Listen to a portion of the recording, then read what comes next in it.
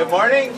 We appreciate your attendance in our Verne Historical Society event this morning of a tour of only 2 blocks, but it's got a lot of information in it.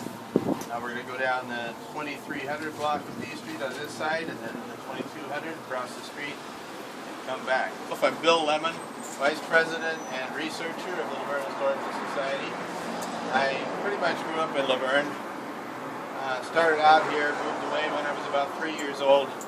Remember virtually nothing except I've seen in pictures for that first 3 years. Came back when I was 11. I'm 71 years old. I will tell you a little bit about what it was like for me to grow up here as a teenager, and then as we'll be walking down the street, I'll be telling you what businesses were in the various locations that we go by. Not everything, because there's too much. I mean, we're talking about 130 years worth of things. I do want to talk to you about this intersection because it's drastically changed from what I remember it. On this corner there were 3 service stations and what was the bank over here. On this side was a Richfield station, and we happen to have the son of the owner of that. This is Tom Gay. His father, Gene Gay, had a Richfield station here from 1948 till who knows when. Sometime in the 60s. Yeah, and before that, a couple of other people owned it. Before that, there was a home here, and a lady and her family lived here. Her husband was a hay farmer in the area, but she had a fruit stand, and I have an advertisement from 1924. And she's listed in the index to the Register of Voters. Her occupation is businesswoman. That's 1924, so that's pretty good. So she had a fruit stand. I have the ad. It says Laverne Fruit Market, and the address here at that time was 341 North D Street. By 1940, if not sooner, there was a service station here. I sort of have a gap between when it was a home and when it was a service station. But on that side, I know there was a home there as late as 1930 because it shows up in the census, people living there. But then by 1934, I have evidence of there having been a service station over there. And I remember that. It was there up until the 70s. So you have an aerial photograph of La Verne that was published in La Verne Leader in 1972, and it shows the service station still there. When it started out, I'm not sure. I think it was called Associated. When it ended up, it was a mobile station. But in the meantime, it was, I think, like Golden Eagle. We have a picture of it when it was a Golden Eagle. We have some gas prices of the low teens during the war. On this corner, 1934, a Chevron station was being built. Prior to that, I believe this that whole lot and quite a bit up to the east was vacant. We have a series of pictures taken from the tower of the Laverne Church of the Brethren in 1930 that show all the downtown area, and it shows that as being vacant at that point. And that service station was finally, not that one was replaced by a newer one, but it was still Chevron, and it was torn down in 1971 to make room for First Federal Savings and Loan Association of San Gabriel Valley, which initially had a little portable trailer while they were building this building on the corner, a portable trailer where the parking lot is for that bank now. I have real good evidence from an authority that the person that owned the land and built the station in 1934-35 was still the owner in 1971. He sold the property to the bank. There was also a service garage behind the service station. This corner had a home on it, and we have pictures of that. It's reported to have been built in 1894, and it was moved to make room for this building to be built. At that time, it was moved up on what was Grand Avenue, which is now Damien Avenue, It's 630 Damien Avenue. It's on the east side of the street, and it's just south of Gladstone. So, looks a little different. It was turned, I think, 90 degrees from how it was set here. When it became a bank, it was the First National Bank of La Verne, which used to be down at the end of this block, and was first moved in there about 1909 or 1910. And so it was there for like 44 years or so before it moved up here. This subsequently became United States National Bank, then it became Crocker Bank, and then it became Wells Fargo, and then in 1999 it became the University of La Verne Bookstore, which has subsequently moved down to New Vista La Verne student housing and is on the first floor down there. This corner over here has only been two things. It's only been either a service station or a financial institution. It started out as the earlier name I mentioned, and then became two different Indy Macs, and then it's been, I forget how long it's been, One West. And the next building was built in 1951 as a grocery store. It was actually a grocery store up until 1960 when it became the La Verne branch of the county library. And the library was there until 1985 when it moved to its present location. And the present location is the first time that the county library, which had been in about 5 different places in La Verne, the first time that it actually had a building built specifically as a library. Everything else had been rented space. This was 4th Street. In fact, it didn't even go through. It was not the main street in town. 3rd Street was. You would come from San Dimas on Benita Avenue. It was always Benita and San Dimas. And you come past where Damien High School is, which was the original Benita High School. And you know where the road curves down and 3rd goes by David and Margaret Home, and you come on out here. Well, that continued to be called Benita even up until the 30s, because that was county land. That wasn't part of the incorporated city. So when you got to Fiery Avenue, which is now Wheeler, then you would get on into La Verne, and it would be 3rd Street. And in the middle of the intersection down here, there was a flagpole and a sign that said slow. No stop signs. I have articles from the newspaper where people got tickets for cutting the flagpole. I mean, they turned inside instead of going out around it. There happened to be a motorcycle cop sitting there, pull them over.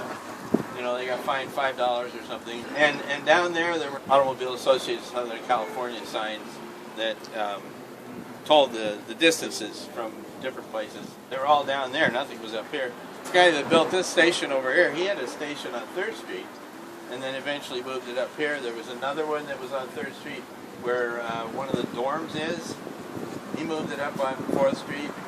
So they were getting the idea that the traffic was going to be coming on 4th Street, so they moved their service station. 1960, the city council proposed changing 4th Street to Benita Avenue. It was, an area-wide thing. It was already Benita at San Dimas. There's a little stretch of Pomona over here on the other side of Fulton. That part was Central Avenue. And then in Claremont, it was 3rd Street. So then it unified it so that you went all the way through on Benita. But at the same time that they proposed this 4th Street be Benita, then they also proposed that Palomares would become Arrow, and Lincoln would become White.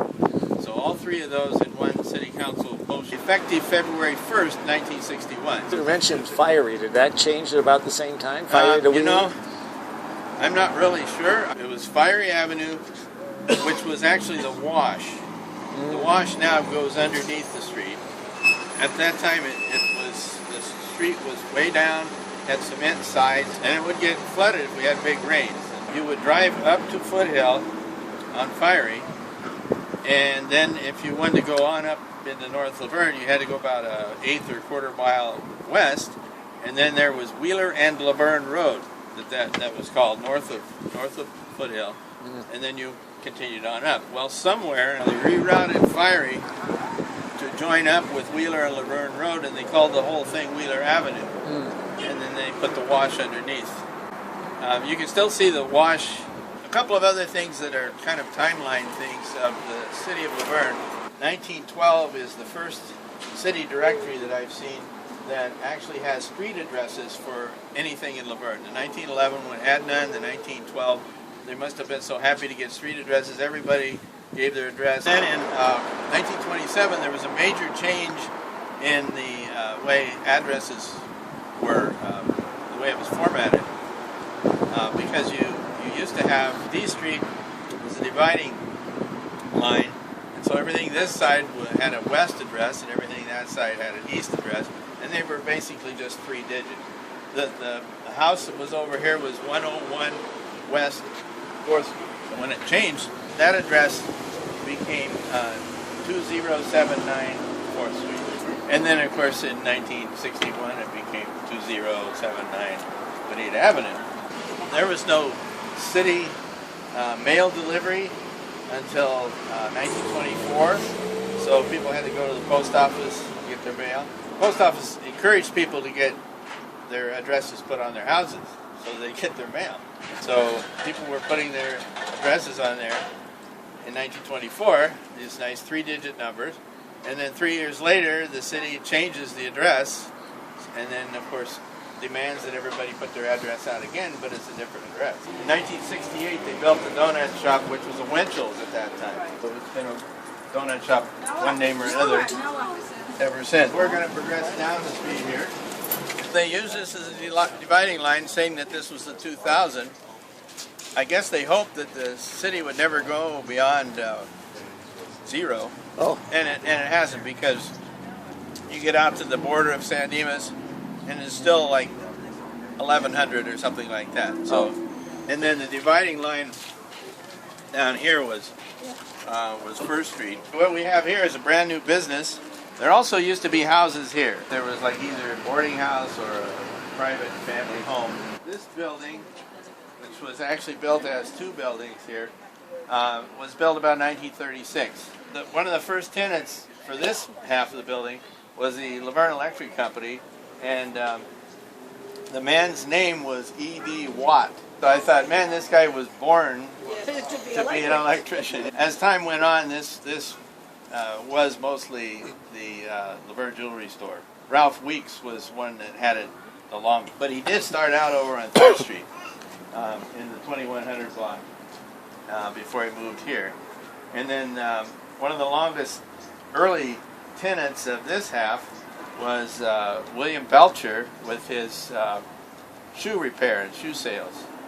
And he had 2 other locations in town. He had been around where Henderson Insurance is, next to the alley on the north side of 3rd Street in this block down here. And then he moved to a building that is about where the smoke shop is, that was later incorporated into Van Dusen's department store.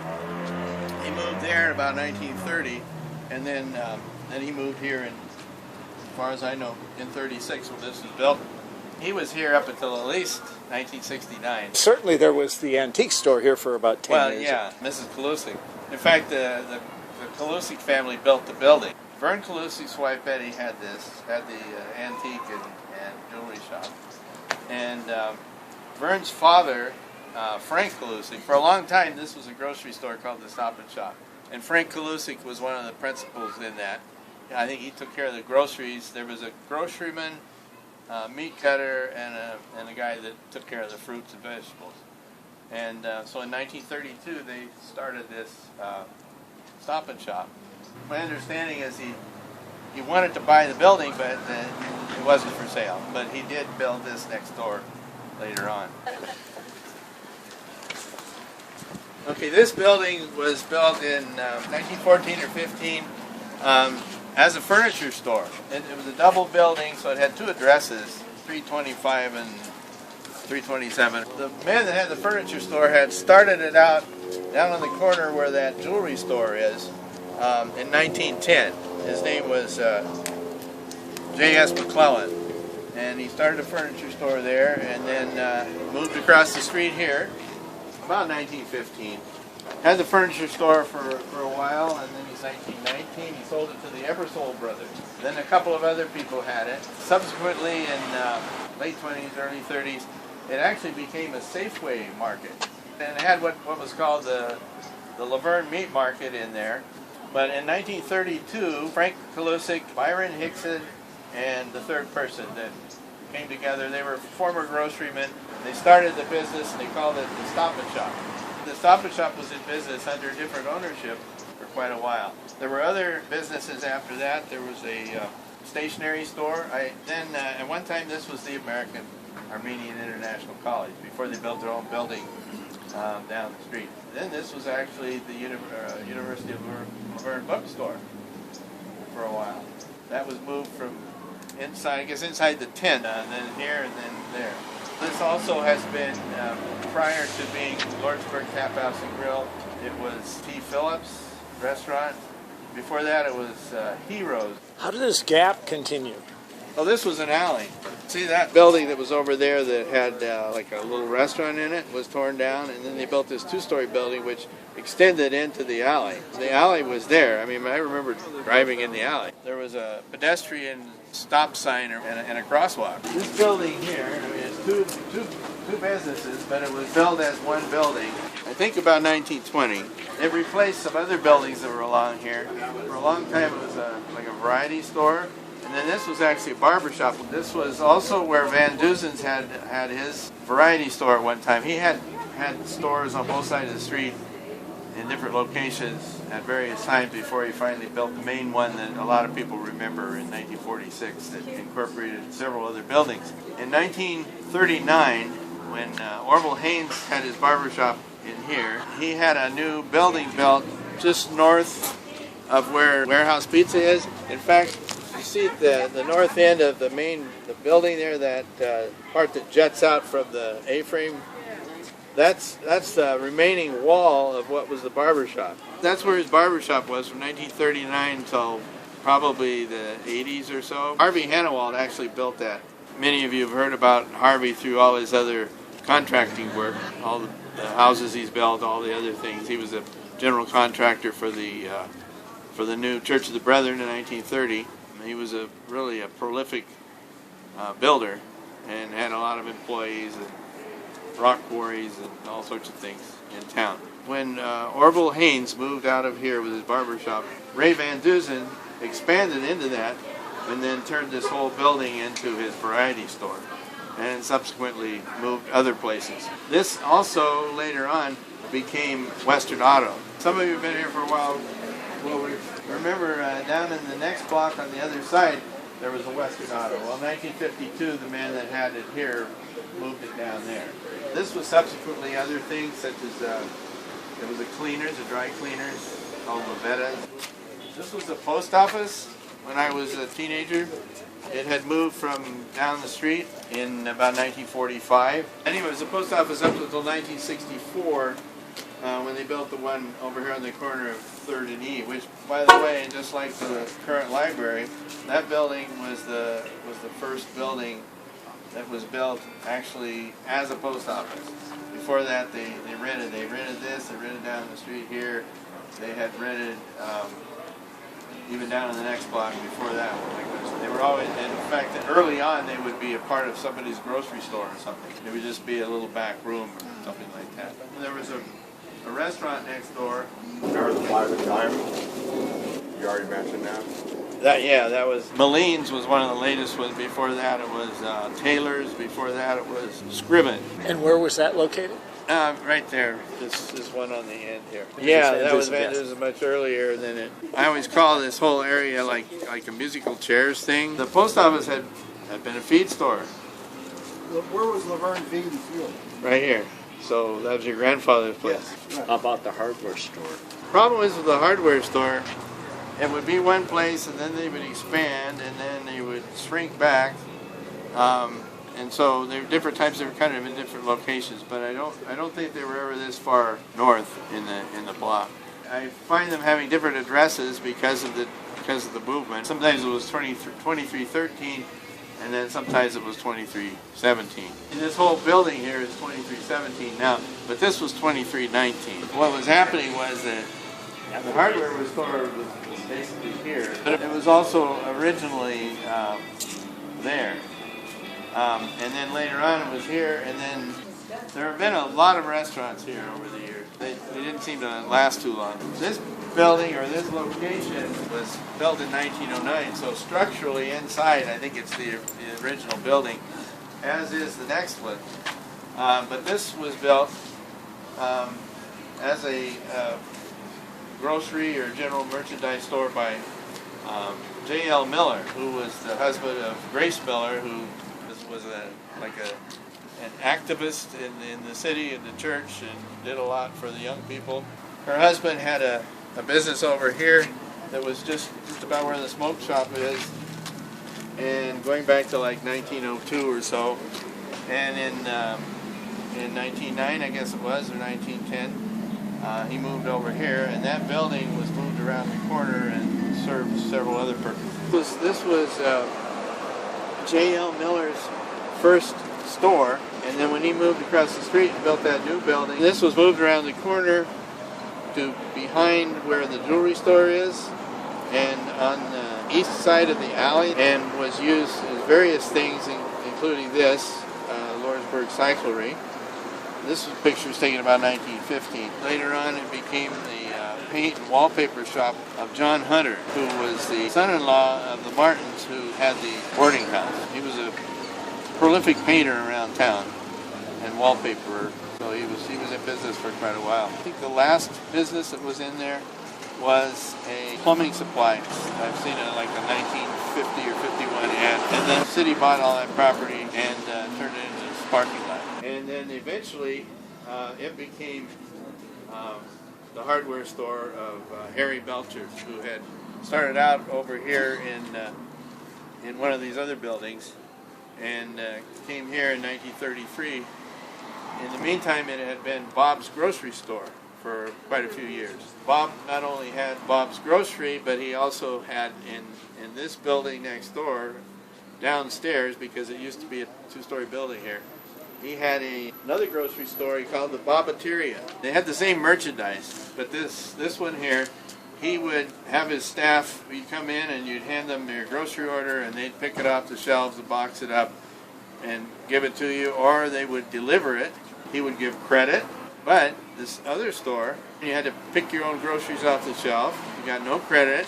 He would not deliver them to you, but the prices were cheaper. So you had the two stores side by side for years. So then we've got Belcher's hardware store was here until, I think he died in 1956. The couple that ran the hardware store for a number of years, his last name was Flora. His father was Oral Flora, who had the Oral's Cuff and Collar across the street, which was the menswear department of Van Dusen's.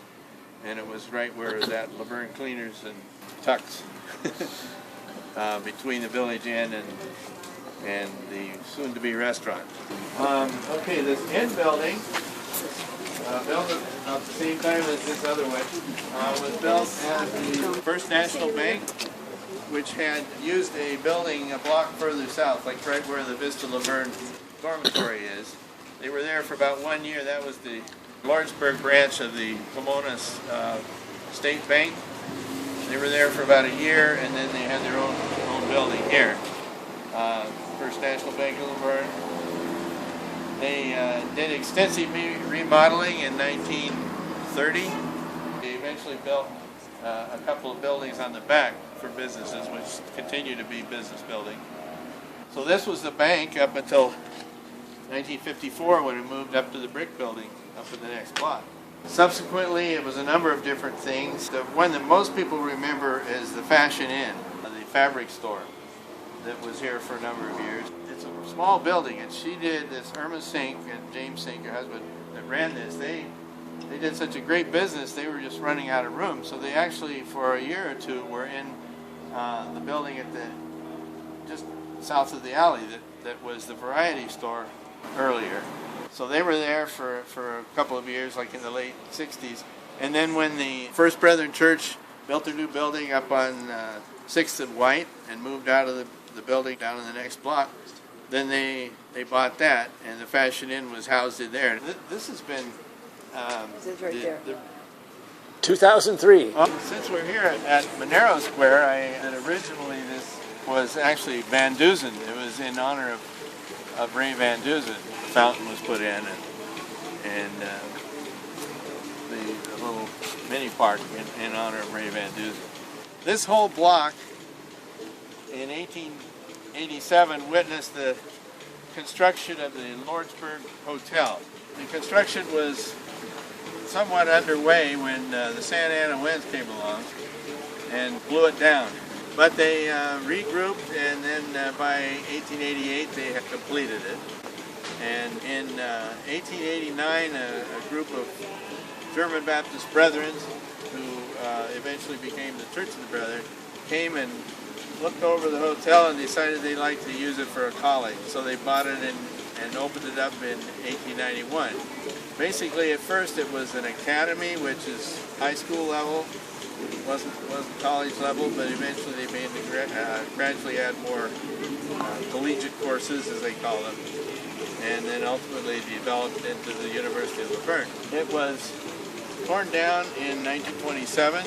They had built Founders Hall, which is the biggest building over in the next block, which served as classrooms and well, just about everything. In 1926, they moved into Founders Hall, which had an auditorium. It had classrooms. But in 1918, they had built what is now Miller Hall as what they call the ladies' dorm. And so they had housing for the women, but there was nothing for the men. They had to, get housing in homes of people in the community. Some of them lived upstairs in where the Village Inn is. They lived in those apartments. Also, I was going to mention earlier that the one place where there had been a two-story building at one time, like about 1930, there were a group of college students that used that as the upstairs as a dorm, which, by the way, that upstairs earlier had actually been a movie theater. 1927 until 1956, this was basically, they either called it City Park or College Park. It was just a real nice park. They had, I have pictures of me on a merry-go-round in about 1949. They had a recreation building. They had a slab where people could square dance or roller skate or whatever they, wanted to do. Toward the end of the block, there was what was called roque courts, R-O-Q-U-E. Now, if you take the word croquet and you chop off the C at the beginning and the T at the end, you get roque. And that's what this was. It was a modified croquet game, which actually at one year, it was in the Olympics. Eventually, it was moved up to C and 5th Street, where there's some city property there, I think in the 70s, and then eventually disappeared. I'd never seen actual pictures of it, so I have an aerial photograph that shows that they had 2 roque courts, and then they also had a horseshoe pit. And in fact, that remained even when they built, in 1956, they built the Alpha Beta supermarket here. So that was our first supermarket. That lasted until possibly 1977 is when the college bought the building to become the library. And then eventually they expanded to what you see here. Part of the building along there was a TG&Y variety store. And at the end of that part of the building was a barber shop. This other building that looks like a Tasty Freeze was a Tasty Freeze. It's now their music room where they practice playing piano. I told you about where the one post office was, but the post office, I won't say originally, but for a while was down at the end of this block. In fact, a lot of the town was. The newspaper office was down there, the post office. Clear at the end, the Williams Brothers oil company, which caught fire at one time. Because of that, they organized their volunteer fire department. I think that was 1911. But they still didn't have a fire station until 1916. There were other businesses along here too. There was a man who had steam vehicles, had Stanley steamers he'd drive in the local, like the 4th of July parade. Well, he and his brother had a shop that used to be on that side. They moved it over here. There were 3 buildings about halfway down the block, and his was one up. On this corner was what they call the Hanawalt Building. As Harvey Hanawalt had built it, it was the location of the bank that I talked about earlier. And of course we see the Hanawalt house, which was his brother, who was W.C. Hanawalt, who was president of the college for a while. But this other Hanawalt house was built 1908, and then it was expanded in about 1922. I put an upstairs on it. They had an apartment house there. In fact, I went to high school with and like junior high with some people that lived in the apartments in that building back in the late 50s and early 60s. And at one time, it was even like a little nightclub thing for teenagers. And then this was the American Armenian International headquarters that they built.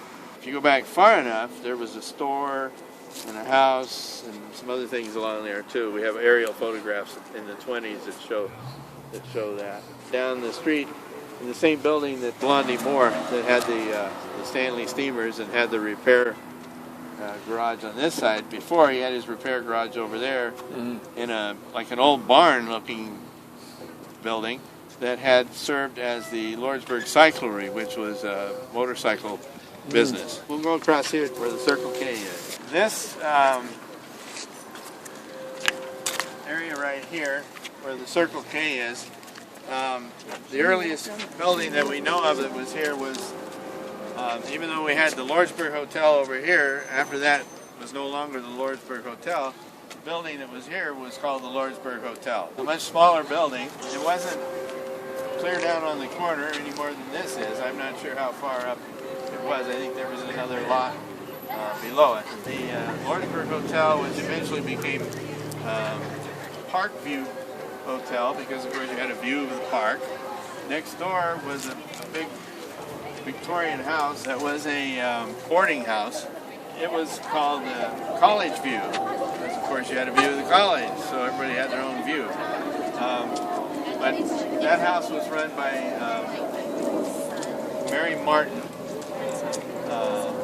and her husband at times, and they call it like Mrs. Martin's rooming house. Ultimately, a family had it that was named Kenny, and they had been the owners of a bakery in town. They ran it as a rest home, and my mom told me that at one time after she'd had some surgery, she stayed a few days in this rest home to recuperate. They expanded the Lawrenceburg Hotel. Eventually they called it the Hotel Laverne or Laverne Hotel. At that time it was operated by the Schaefer family. Mrs. Schaefer, who was very active in Camp Laverne, she also ran the hotel, and her husband was a medical doctor, so he had his office in this hotel. I know that was here up until about the 60s. I actually have some videos that somebody shot of some parades that were kind of running through by the Alpha Beta. In the background you can see both the hotel and the old house, and these were like in the early 60s. The aerial photographs that I have taken in 1972 actually shows the old house still there in 72. Next door to the old house was another old house. At one point, man had his real estate office in this building, which was essentially right where this two-story building is. That house was also apparently owned by a couple of people who had dry cleaning businesses. And the address was 222 North D Street, the old address. The hotel was 208 North D Street. The other old boarding house was 216 North D Street. At one time, except for the last building in this area that we're coming to, all along here there were houses. Some of you know there's a Redwood Grove up by Las Flores Park that was planted with trees purchased from donations by people whose ancestors had pioneered the area. And we have copies of their either typewritten or handwritten summaries of how their ancestors fit into the early days. And one of them was talking about her ancestors lived right along here. These three buildings here, the coin depot, the printing shop, and the optometrist, were all built at one time, 1915. So they replaced houses that were here. The first tenants that I know of for this first building, the coin depot, was the post office. So that's where it was before it moved up where we walked by earlier. So it was here for like 30 years. And then this was various things. Where the printing office is, the first tenant was McClellan Brothers Grocery Store. And subsequently, they sold their business to Star Grocery, who then sold that business to Alpha Beta. So the first Alpha Beta was actually right here, back in the 20s. And then in 1933, a man named George Beckman bought the store, and he was organizing everything. As the article said, he dropped dead while putting up eggs in the back room. His wife and son continued the business, and eventually his son and his wife had the business, and then they moved it to where the yogurt shop is. They had it there until the 50s. He had changed the name to Laverne Food Market from Alpha Beta. This subsequently was a number of other kinds of businesses. This is where the Western Auto was. Optometrists had been here since the early 70s, but the first tenant was the Farmers and Merchants Bank. They organized in 1915, and then they actually opened up in 1916. They were there until 1941, when they actually merged with the First National Bank, and then no longer existed here, and were doing business as a part of the First National Bank. So their name disappeared, at least in Laverne. The coin depot, it's interesting. One time I remember going to a laundromat there, and they just called it the coin laundry. So now we have the coin depot. This, I don't know if there's anything left of the old building, but it was one of the oldest buildings around. I'm not completely clear of the story, but supposedly it was something built in the 1880s, moved in from somewhere else. Two buildings put together. It was a drugstore, at least back into the teens, the 19 teens. E.C. Kenyon, Edgar Kenyon had it as a drugstore, and then Pop Her bought the business about 1922, 23, and then eventually in 1932 moved across to this corner over here. But this was an old wooden structure. And another long-time tenant in here was Gaddy's florist shop. Yeah, and under different ownership. It was a real estate office at one time. Do you know when the current building was constructed? Yeah, it was 1932. Built in 1910, a brick building. The first tenant was the Lawrenceburg Laverne Furniture, and that's the one that moved across the street to the building that became the Stoppage Shop. And the picture we have shows the owner out in front. And you can see upstairs, windows, you can see bed frames and chairs and things like that. So he had storage up inside. And as far as I know, the inside of this is, or the structure of it is still that same building. This, as a drugstore, expanded into this other building. It's the one where I was talking about had a sloped floor. So this was a drugstore for a very long time, but before that it was at least a couple of different cafes, one called the Sweet Shop, and for a time the Lions Club, the service organization, would have their meetings in here. These next few buildings figure into the 1946 construction of the Van Dusen department store. Where the smoke shop was, that was a building that was built in 1924, and it was first a dry goods store, and then later became the shoe store, but in 1946 it was incorporated into the new Van Dusen department store. One of their advertisements said 5 shops in one. So, you know, they had menswear, women's wear, appliances, hardware, children's department. I don't know, it comes out to more than 5 when I started counting it. But I have the articles from the newspaper that tell all about the departments. They tell who was the head of each department. As we go up further, we're going to look at one building that housed a cleaners and menswear store. That man sold his business and then went to work for Van Dusen as the menswear department head when Van Dusen's opened up. So, but we'll march along here a little bit more. Starting, I think, in 1984, a lady opened up Future Talent Dance. This was, like I said, various things. Dry goods store, shoe store, cafe at one time also. So nobody used the business for one thing very long. The smoke shop, what was there before that, it was Dippin' Dots. candy thing, their ice cream. This was the actual address that the whole Van Dusen's area used, was 2316. Eventually, Oral's Cup and Collar, which was a menswear store, went in where this cleaners and tucks and gift shop is. When Van Dusen's opened in 1946, we have a picture of their grand opening, and that was still a barber shop. So I'm not sure when it became Oral's Cup and Collar, and I'm not sure if he actually became a part of Van Dusen's. I know there was a connection, literally, because when you'd go in there, you could go to the back of the store, and then you could walk through all the other stores, because they were all connected. It had the pneumatic tubes. You'd go in there and you'd pay your money, and they would write up the sales slip and put the money in one of these canisters and put it in a vacuum tube. And upstairs, there's a mezzanine in this place. There's an upstairs. Some of their departments were up there, but then the office was up there. So, you know, like you say, it would just shoot right up there, and then they'd make the change, send the change back, and you got your change. So there was no need for any cash registers throughout the store. And I talked to the owner recently. She said that the people that are building this now, constructing it, threw that stuff away. Yeah. They didn't know what it was. Been here for 70 years. I thought it was long gone. And then to find out the way that it went, this is going to be a Chinese restaurant. You made reference to Van Dusen. They started out downstairs in the Village Inn here, and they started out by buying Laverne Electric Company, starting in 1927.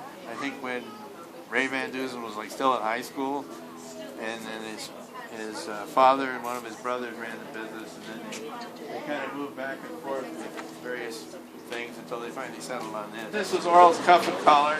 I did forget to tell you, though, that what was next door to what is now the Village Inn, they call it the Melon Building, M-I-L-N-E, spelled, and I assume pronounced the same way as A.A. Milne, who wrote the Winnie the Pooh books. Anyway, Robert Milne built a two-story building just right about where the tuck shop is, and a little farther than that, because it was a fairly wide building. It had businesses downstairs, but it had an upstairs that was a hall. And that hall was called Woodman Hall, because Woodman of the World organization is the ones that used it. But also the volunteer fire department met there, and there were a lot of church events. I mean, it was about the only place in town other than using the old college. That was built in 1902. Well, in 1903, Benita Union High School organized, had no building, was planning to meet in the upstairs of the Laverne Heights School, but it wasn't quite completed. So for a few months, they met upstairs in that Woodman Hall. So that's the actual starting location of Benita Union High School, which grew to be Benita High School. Robert Milne also built this building in 1911, and his son had a business in the downstairs buildings. This was built as two buildings. In fact, over the years, up until about the time when the Village Inn came into being, it was where there would be two businesses conducted in there. And you see this dividing area here with this door. This is the stairway that goes up to the apartments that are upstairs, and it's always been apartments. In fact, the owner of the building that built both of the buildings, was the first tenant. He and another family moved in the upstairs in 1911 when the building was built. If you look in the city directories, you'll see the old Melon Building and the new Melon Building. That's what they called them, to distinguish. I mean, they had addresses by that time, but the old one, though, was torn down along with the building next door to it in 1933. Robert Milne's son was Andrew, and he was a diversifier. He had a Studebaker agency. He was a real estate business. He sold farm implements. He had all kinds of things going, all in this one building. Big old ad he took out in the city directory in 1912. At that time, I think we had, this was, what was it, 316, 318, and 320. Now it's, this used to be 23, 22, and then upstairs is 23, 24, and this is 23, 26, which is what the whole building is now. When I was in junior high school, this was the county library on the right-hand side here. From 1952 to 1960, the county library was there before it moved over to where Gene & T's is now. It had been a variety of stores. It had been several cafes.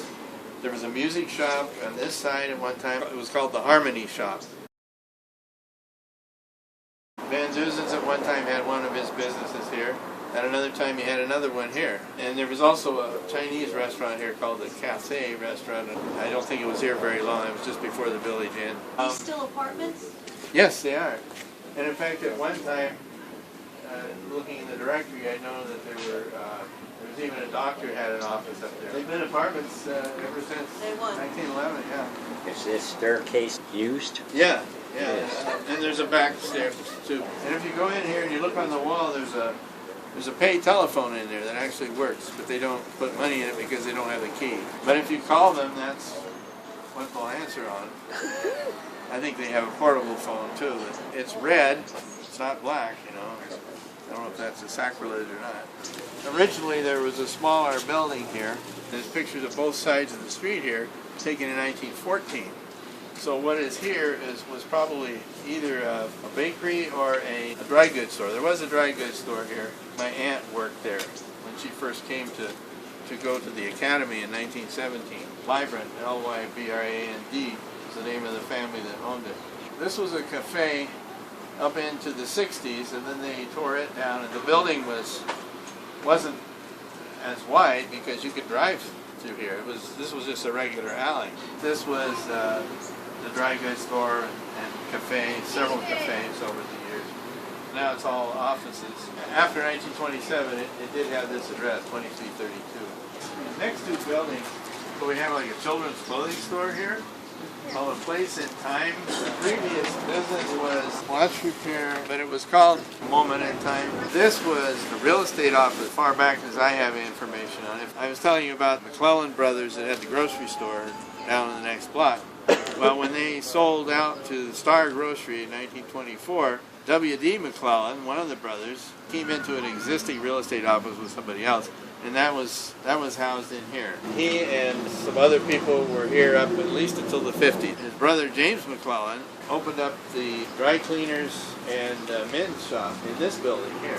He was in business until 45 or 46, and then, as I said, he then joined the Van Dusen team and was in their men's department.